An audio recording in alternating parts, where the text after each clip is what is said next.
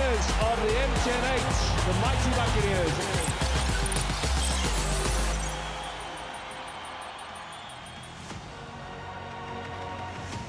Ndimadekwana, welcome to Tactics and Trends with the Bold. This week we're focusing on the Nedbank Cup. We forget a little about the bread and butter, which is the DStv Prem. We're going to have to look at the formation, the tactics. Do they change in cup games compared to the DStv Prem? To dissect all of that with me, I've got Stiga Fredericks with me. Stiga, welcome to Tactics and Trends, Meauti. League games and cup games, are they the same? Yeah, thanks for having me, Pamutso. Answer your question there, it is totally different. Besides being in the business end of the league as well as the cup, teams will now start to focus and believe that they have opportunities and get to their objectives. But 100% a cup game and a league game are two different ways you would go into that match. Looking at the fixtures, let's look at those fixtures, Stiga. 2 more games and you have a trophy. Chippa United hosting Orlando Pirates, Stelis hosting Mamelodi Sundowns. Can I say the Carling Knockout champions, the MTN champions, Mamelodi Sundowns, they just need 3 more points to win the league. Chippa United, would you say they are the underdogs of the 4 teams that are left? When you're coming up against Orlando Pirates, I think you're going to have to say you are the underdogs. You're coming up against a side that is the reigning champions of the Nedbank Cup. However, the Nedbank Cup is known to give the minnows an opportunity to shine.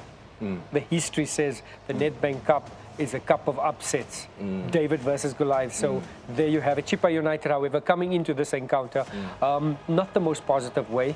Their last game against Amazulu and Swallows taking the lead, however, conceding late on in the game, close to 90 minutes, with back-to-back losses. So that's not too positive for them. But the positive for Chippa United is that under the new coaches and the new technical team with Kopo and company, they have showed that they tactically astute, they're comfortable with the way they play, they have a side with certain strengths and they play to their strengths.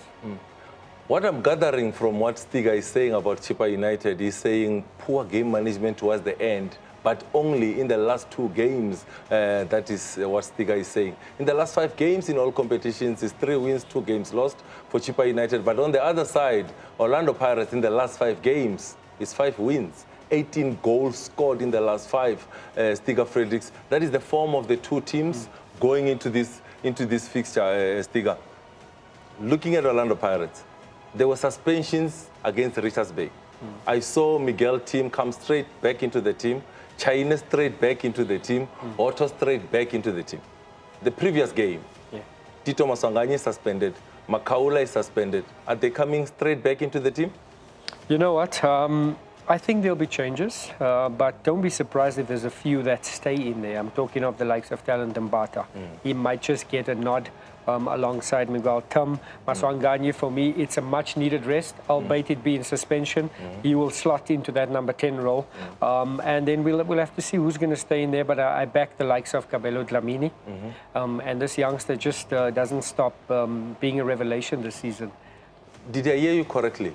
Tito straight back in. Straight back in. Makaula, you said? Might not be there. I think Talent Mbata will be there, but I did say this boy doesn't stop surprising me. Mofokeng, he's going to be a fixture. He started the last game, and his combination, we'll get into it a bit later, with that man Mabasa.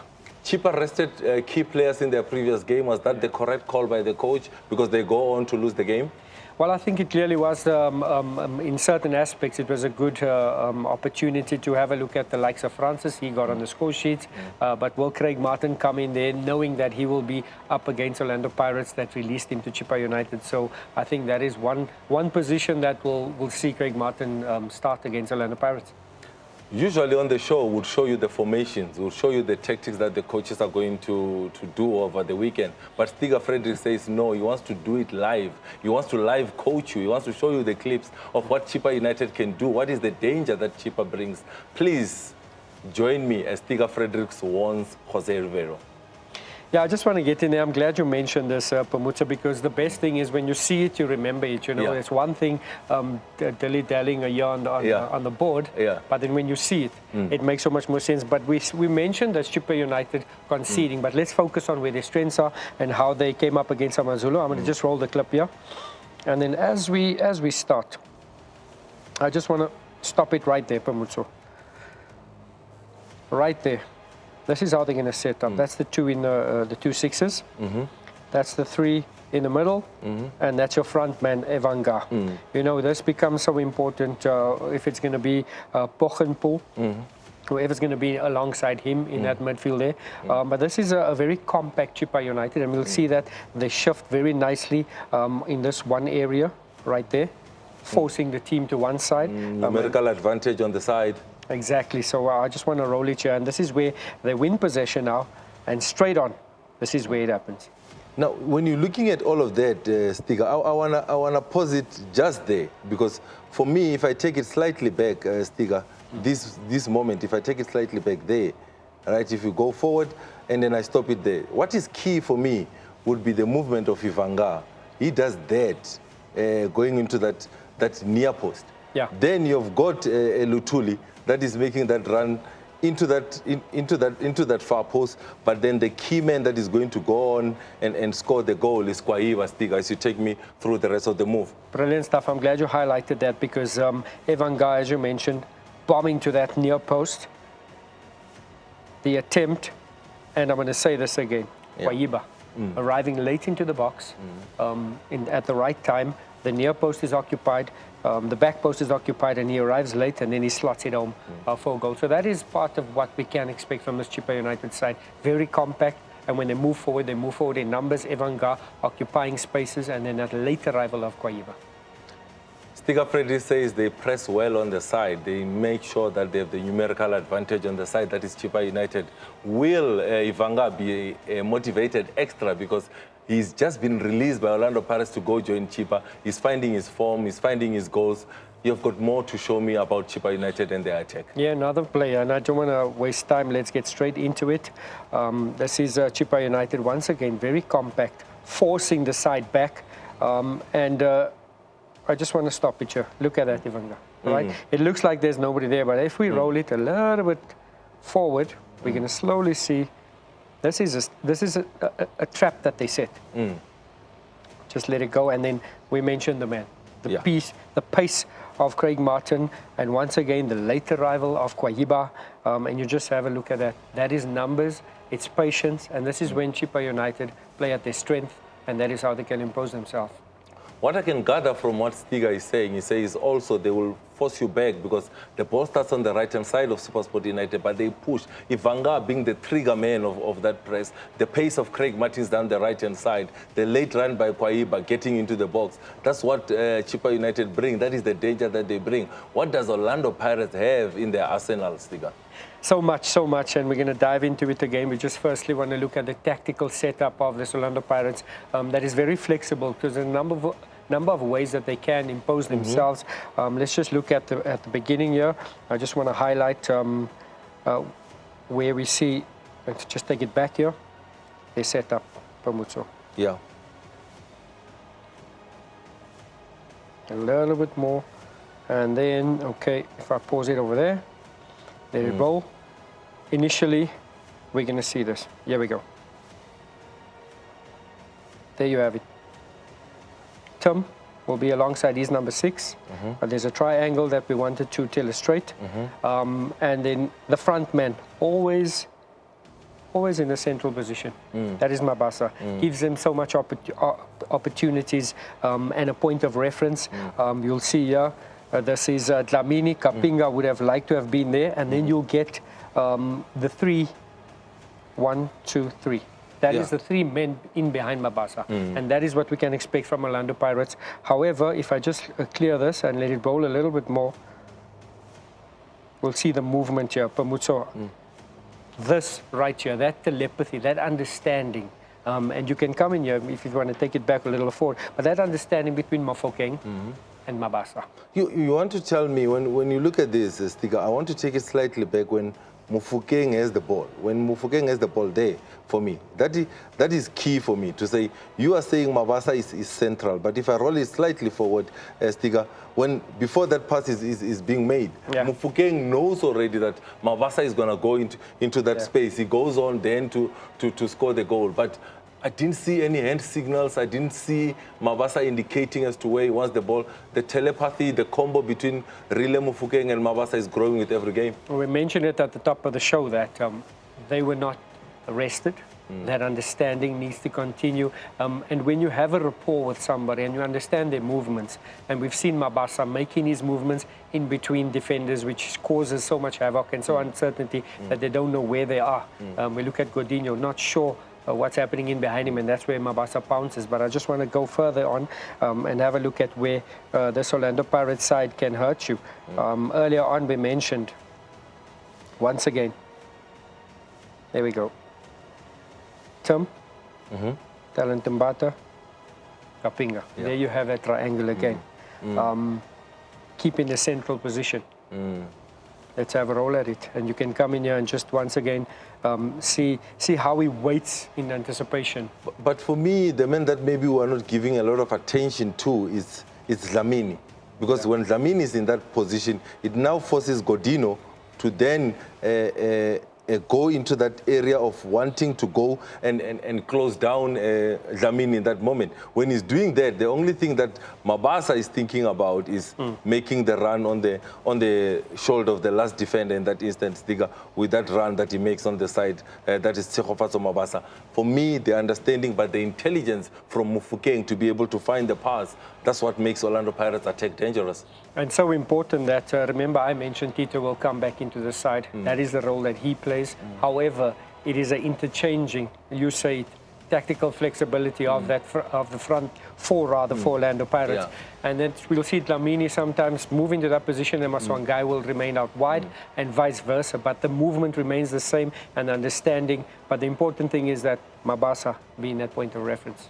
Now, Stiga Frederick says to me, it's different when Munyani is playing, it's different when Hoto is playing. He's talking about the full backs of Orlando Pirates. He speaks about the rest defense of Orlando Pirates. He told me of air, I know already, Stiga, the viewers wants to know, Orlando Pirates, what do they do with their full backs and the front three and the 2-6s? Yeah, brilliant observation there, Pumutso, and I just want to show you exactly what you mentioned there. I'm going to let it go, and if I just pause right here, let's take it back. At the bottom of your screen, we're going to see Dion Hoto. I'm going to leave it right there, okay? And on the opposite side, this is Munyani, all right? So we'll have... And where's Hoto? That's Hoto, right there. So because Hoto will stay, it gives Munyani the license to move forward. Then what happens with the right turn of Orlando Pirates in this instance, Stiga? Okay, I'm just going to roll it as... I want to actually show you what happens is that if I leave it right there, this gentleman on the inside, Kapinga, he then is tucked inside.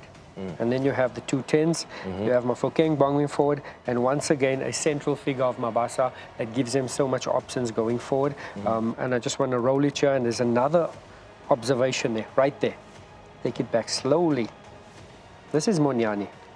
But we speak to the type of football that Orlando Pirates play. They say they have an identity now. And that identity, besides the rest defense, we're speaking about the high pressure immediately with the loss of possession. You're saying that, Stiga, right? I want to look at what you are saying. Pirates are about to lose the ball. Does all the Pirates players in the squad, are they able to do this? Is this what Jose wants from all his players when Pirates lose the ball? Well, most of them. A player that springs to mind is Karim Kamvuidi, you know. Brilliant on the ball, has been used as an impact player. He's got an opportunity in the starting lineup as well. But I just think in terms of what they need when he's not in possession, he doesn't tick the box. And just to illustrate and just have a look at this, Munyani losing possession, wins it back and immediately back on it. And that's the identity. Another key moment in this is, and I just want to take it back here, Pumutso, that you and I were chatting about it, and the awareness, but because of the positions, of these Pirates players, this becomes possible. Just a little bit quicker, yeah. Okay. Right there. We'll play it. This is where they win possession back. And there's the one touch. There's the awareness. Boom. Right there. For me, that pass, Stiga, that pass to Relay Mofokeng becomes key, because if Dlamini doesn't play it first time, City can then reorganize. But in this instance, he plays it first time, but I know your favorite boy does something spectacular in the box, Stiga, in this moment. Just look at his awareness. There's so much opportunities there. There's this ball he could play. He could revive the situation there. There's the far post ball. There's even the Dion Harto supporting late there. And that's the Orlando Pirates way that we've come to understand. And obviously the personnel and that man in form, Mabasa.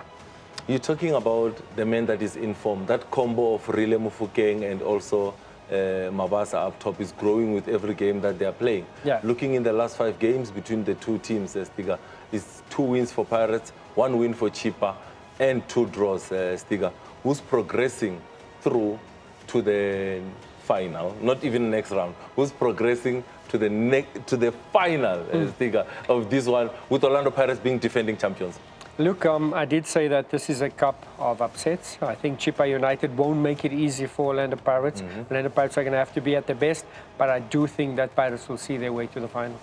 You're saying what? Pirates will see their way to the final. Pirates will see their way to the final. Correct. Give me the score and the goal scorers. It could be Mabasa 1. It could be Mofokeng 1, but it's Orlando Pirates 1-0. Stiga Frederick says the defending champions Orlando Pirates are proceeding to the next round. He says it's either Mabasa or the young Mofokeng scoring the goal. Who are they facing in that final? We'll give you the breakdown after the break. Is it Stellenbosch? Is it Mamelodi Sundowns? We'll give you the breakdown after the break.